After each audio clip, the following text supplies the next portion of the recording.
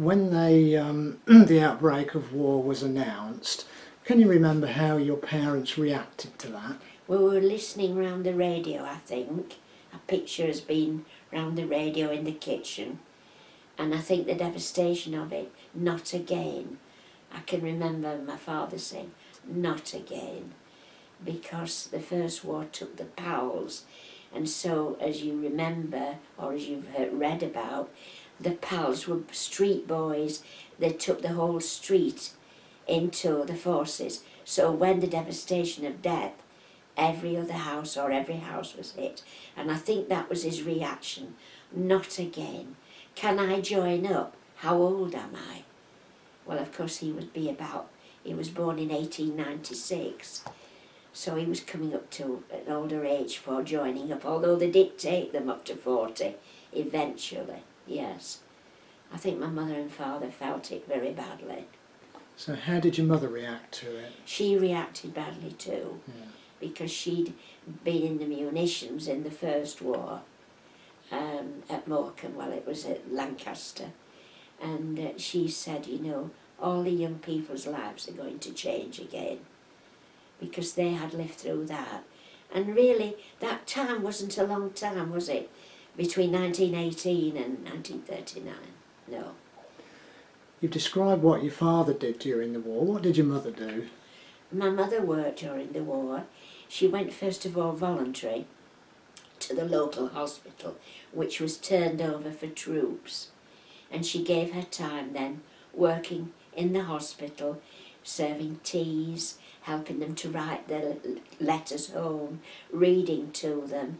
And eventually she did take up work there. At first it was voluntary, but eventually she went to work there as an auxiliary nurse and worked for the hospital, yes. You had a particular style of life before the war. Yes. After the war ended, did you just return to your normal life? More or less, I think, because I was coming up then to teenagers. So life went on from there. There was still austerity, and we couldn't buy what we really wanted to buy. The coupons were still on ration for things, food was on ration. So there were great limits still on what you were able to purchase. But your lifestyle was built around the community and the church, where we spent hours and hours doing drama again, and, you know, youth club meetings, rambles, all the lovely things that made up our teenage years. Do you think the war affected your schooling? Very much so, in that early stage when we couldn't go to school. But we still then, in the second part of between, what would I be, 7, I went to the other school, because we took our 11 plus at 11 years of age. And of course I did pass to go to secondary school, which I went to then until I was 16. What did you do when you left school? When I left school, I went to work as a purchase ledger clerk, and I also did shorthand and typing. I did go to night school to train for shorthand typing, and I went to Tech to do a Chartered Institute of Secretaries with the English and Maths, and I went to night school till I was 19. I remember the bombing in the city centre, because we lived, as I said, on Beacon Hill. So the whole area of Bradford, West Yorkshire, the actual city is in it's like, what could I say to you? Everything comes from the canals and everything at the bottom of the city. All the streets and the roads climb up from there. So on Beacon Hill, you could see the whole of the city from the hill. And I remember going and seeing the devastation of the fires with the bombing. Well, I was married in 1952. I was only 20 years of age. But my mother and father, my father was quite ill and was taken to Morecambe to live for his health. And of course they had a house, which was my home as well. And I was given the option of either going along with them to Morecambe to live, or did I want to get married? Well, I'd been with Bernard, my husband, that was from being early teenager, 13, 14. We'd known each other from church, etc. And he was in the Royal Air Force at that time doing national service. And we decided to get married and take over my mother and father's house. So although I was only 20, I did get married because I had a home and everything to go into, yeah, which I felt was very lucky for me at that age, yeah. Did they do a lot of rebuilding or new building of council houses? Yes, tremendous amount of building.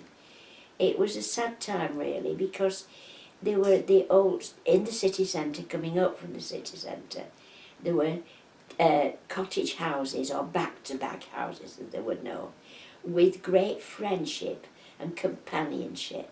And if Mrs. Smith wanted a loaf or Mrs. Jones wanted a bottle of milk, they helped each other out. And from there they were put in high-rise flats, which were absolutely devastating to them because they'd no company. And they would lock themselves away in those flats and dread the fact that they were there on their own. And I actually had a friend that was murdered in one of those flats, yes. And I personally worked for housing benefits, so my work took me out and about, all in the town's centre and outwards. And it was heartbreaking to find the loneliness of those people that had had the companionship of a neighbour that they could always call on for company, cup of tea and shopping for them. That was awful. Is there anything else you can specifically remember? Whilst my mother was working at the hospital, I used to go along, particularly over festive times like Christmas. We would spend Christmas morning there with them and help, you know, partially to let them enjoy a little bit of Christmas away from home. And it was lovely because I could take the teas round and sit and talk to them and look at the embroidery that they were doing. And it was unbelievable to think that men with large hands could do. In fact, I still have a cloth that one of them, a tablecloth, that one of them made for me.